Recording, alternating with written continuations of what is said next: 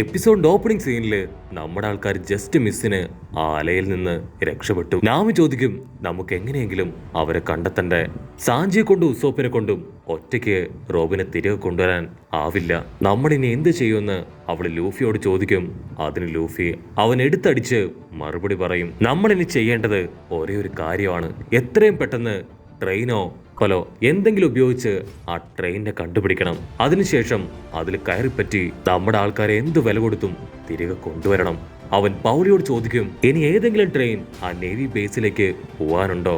അതിന് പൗലി പറയും, ലോകത്തിൽ തന്നെ ആകെയുള്ള ഒരേ ഒരു സീ ട്രെയിൻ, അതാണ് ഇപ്പൊ ഇവിടെ വിട്ട് പോയത്. വേറൊരു ട്രെയിനും എവിടെയും ഇല്ല. അതിന് ലൂഫി പറയും, അങ്ങനെയാണെങ്കിൽ വളരെ സ്ട്രോങ് ആയിട്ടുള്ള നല്ല ഫാസ്റ്റ് ആയ ഒരു കപ്പൽ ഞങ്ങൾക്ക് തരുമോ? അതുപയോഗിച്ച് ഞങ്ങൾ ആ ട്രെയിൻ കണ്ടുപിടിക്കാം. അത് കേട്ട് പൗലി അവൻ ദേഷ്യപ്പെട്ടു പറയും, നിങ്ങളിത് കാണുന്നില്ലേ? അക്വാലോഗ് അത് ഓൾറെഡി ഇപ്പൊ സിറ്റിയിലേക്ക് എത്തിക്കഴിഞ്ഞു. ഈ സമയത്ത് കപ്പലിൽ പോയിട്ട് കടലിന്റെ ഏഴയലത്തേക്ക് പോലും നമ്മളെ കൊണ്ട് പോകാനാവില്ല. ഇത്രയും കാലം കണ്ടതിൽ വെച്ച് ഏറ്റവും ബാഡ് ആയിട്ടുള്ള വളരെ സ്ട്രോങ് ആയിട്ടുള്ള അക്വാലോഗാണ് ഇപ്പൊ സംഭവിച്ചുകൊണ്ടിരിക്കുന്നത്. ഉടനെ അത് കേട്ട് ഇപ്പൊ ജനങ്ങളും പൗലിയെ സപ്പോർട്ട് ചെയ്യും. ഒരു കാരണവശാലും നിങ്ങൾ പോവാൻ പാടില്ല. പൗലി പറയും, ഇനി ഇവിടെ നിൽക്കുന്നത് ഒട്ടും ശരിയല്ല.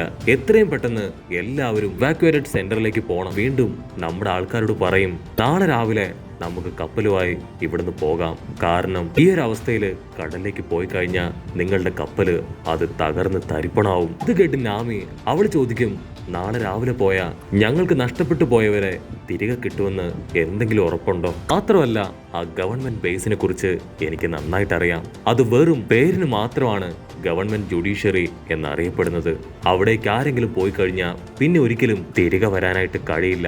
കുറ്റവാളികളല്ലാത്തവരെ പോലും കുറ്റവാളികളായി മുദ്രകുത്തി അവിടെയുള്ള ആർമി ഫോഴ്സ് മരിക്കുന്നത് വരെ അവരെ ഉപദ്രവിച്ച് കൊണ്ടേയിരിക്കും. സോ എന്റെ ഫ്രണ്ട്സ് അവരവിടേക്ക് പോയി കഴിഞ്ഞാൽ പിന്നീട് ഒരിക്കലും എനിക്ക് അവരെ തിരികെ കിട്ടില്ല എന്ന് അവൾ തീർത്തു പറയും.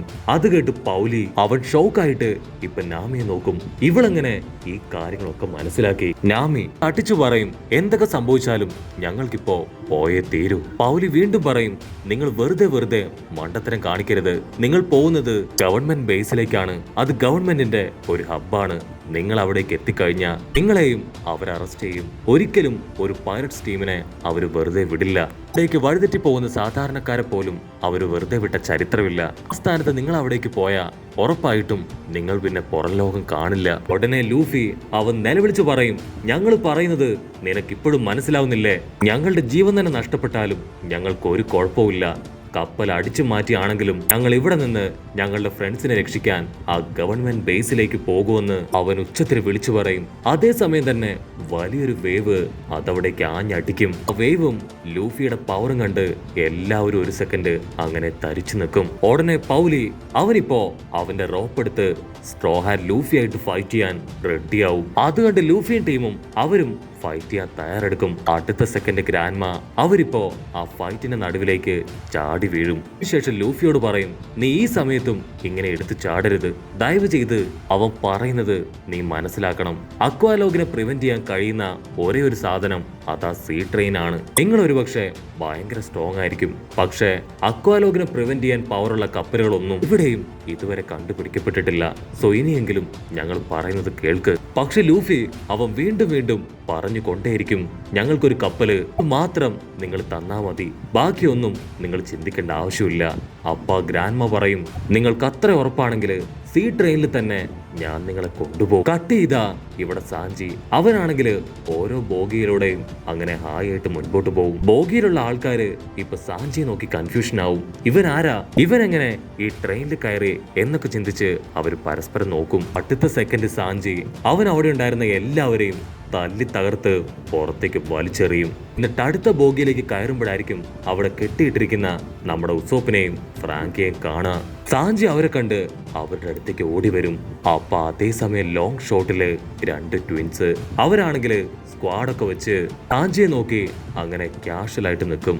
അവരെ തൊട്ട നിന്റെ കഥ കഴിക്കുമെന്ന് പറഞ്ഞ് ആ ട്വിൻസ് ഒരു വമ്പൻ ആക്ഷൻസ് ഒക്കെ ഇട്ട് വാള് വീശാനായിട്ട് ആരംഭിക്കും. സാഞ്ചി ആണെങ്കിൽ അവന്റെ കാല് കറക്കി ഒരൊറ്റ ചവിട്ട് അവൻ ആ ട്രെയിനിന്റെ മേൽക്കൂരയും തകർത്ത് പുറത്തേക്ക് പോവും. ഉസോപ്പിന് സാഞ്ചിയെ കണ്ട് ഒത്തിരി സന്തോഷമാവും, അതുപോലെ തന്നെ ഒരുപാട് വിഷമമാവും. സാഞ്ചി ആ കമ്പാർട്ട്മെന്റ് മുഴുവൻ അങ്ങനെ നോക്കി നിൽക്കും.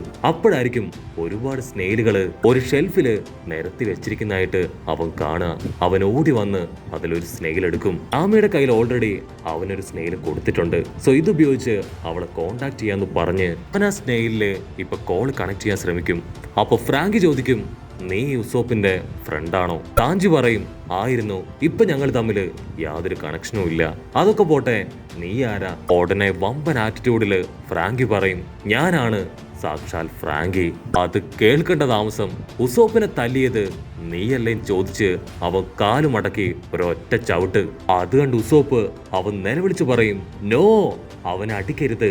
ഇപ്പൊ ഞാനും ഫ്രാങ്കിയും നല്ല ഫ്രണ്ട്സ് ആണ്, ഞങ്ങൾ തമ്മില് യാതൊരു കുഴപ്പമില്ല. ഉസോപ്പാണെങ്കിൽ നടന്ന സംഭവങ്ങൾ ഒന്നൊന്നായിട്ട് വിവരിക്കാൻ തുടങ്ങും.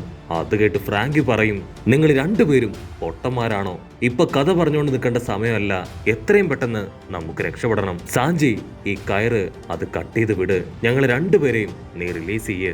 അതിന് സാഞ്ചി ദേഷ്യപ്പെട്ടു പറയും, എന്നെ കൊന്നാലും നിന്നെ ഞാൻ അഴിച്ചു വിടില്ല, നീ ഇവിടെ കിടന്ന് നരകിച്ച് ചാവണമെന്ന് പറയും.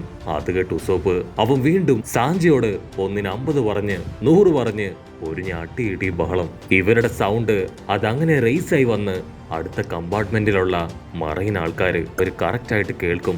അതിലൊരു ഭീകരൻ ഇപ്പൊ കത്തിയൊക്കെ എടുത്ത് ആ കമ്പാർട്ട്മെന്റ് ലക്ഷ്യമാക്കി അങ്ങനെ നടക്കും. കട്ട് ചെയ്ത ഇപ്പൊ ഐസ്ബർഗിനെ കാണിക്കും. അവനാണെങ്കിൽ എന്തോ നെട്ടും ബോൾട്ടും ഒക്കെ ടൈറ്റ് ചെയ്തും ലൂസ് ചെയ്തും എന്തൊക്കെയോ കാര്യമായിട്ടുള്ള മെക്കാനിക്സിലാണ്.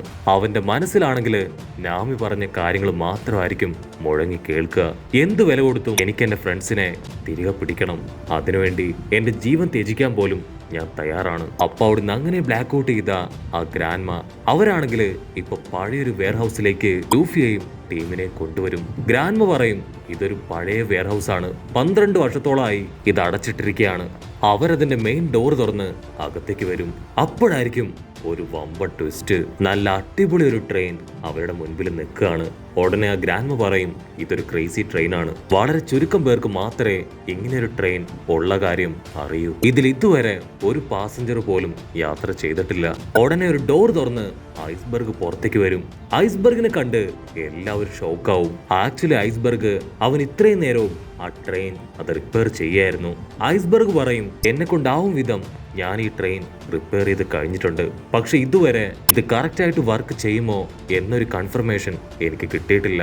സീ ട്രെയിൻ ഉണ്ടാക്കുന്നതിന് മുൻപ് ഞങ്ങൾ കണ്ടുപിടിച്ച ആദ്യത്തെ ട്രെയിനാണിത്, പക്ഷെ ഇതൊരു ഫെയിലിയർ ആയിരുന്നു. ഇത്തവണയെങ്കിലും ഇത് സക്സസ് ആയാൽ മാത്രമേ നിങ്ങൾക്ക് ആ സീ ട്രെയിൻ അത് പിടിക്കാനായിട്ട് കഴിയൂ. ഇതിന്റെ സ്പീഡ് കൺട്രോൾ ചെയ്യാൻ ഒരല്പം ബുദ്ധിമുട്ടാണ്, വേറെ പ്രശ്നങ്ങളൊന്നും ഞാനിതിന് കാണുന്നില്ല. ഉടനെ ലൂഫി പറയും, അങ്ങനെ ഒരു കുഴപ്പമില്ല, ഞങ്ങളിത് ഹാൻഡിൽ ചെയ്യാന്ന് പറഞ്ഞ് ലൂഫി ഇപ്പോ അതിന്റെ മേലേക്ക് വലിഞ്ഞു കയറും. അപ്പൊ അതേസമയം ലോങ് ഷോട്ടില് നാമിയും ആ 2 റെയിൽവേ ഉദ്യോഗസ്ഥരും അവരാണെങ്കിൽ വലിയൊരു ഉന്തുവണ്ടിയില് നാമി പറഞ്ഞ ഫുഡ് ഐറ്റംസ് ഒക്കെ കളക്ട് ചെയ്ത് അങ്ങനെ വലിച്ചോണ്ട് വരും.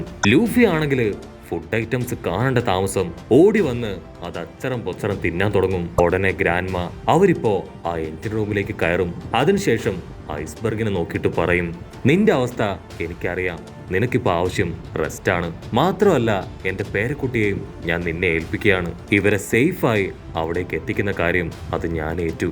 അപ്പോഴായിരിക്കും ഫ്രാങ്കിയുടെ അസിസ്റ്റൻസ് അവരിപ്പോ അവിടേക്ക് വരിക. അവര് പറയും, ദയവ് ചെയ്ത് ഞങ്ങളെയും കൂടെ നിങ്ങൾ കൂടെ കൂട്ടണം, ഞങ്ങളുടെ ക്യാപ്റ്റൻ ഫ്രാങ്കിയെ അവർ തട്ടിക്കൊണ്ടുപോയി. അത് കേട്ട് നമ്മുടെ ആൾക്കാര് പ്രത്യേകിച്ചൊന്നും പറയില്ല. അവര് കാലിൽ വീണ് കെഞ്ചും, ഞങ്ങളെ കൂടെ കൊണ്ടുപോകണം, ഞങ്ങൾക്ക് ഈ ഒരു ട്രെയിൻ അതാണ് അവസാനത്തെ ഹോപ്പ്. ലൂഫിക്കാണെങ്കിൽ അവര് കരയുന്ന കാണുമ്പോ കുറച്ച് ചിരിയും വരും.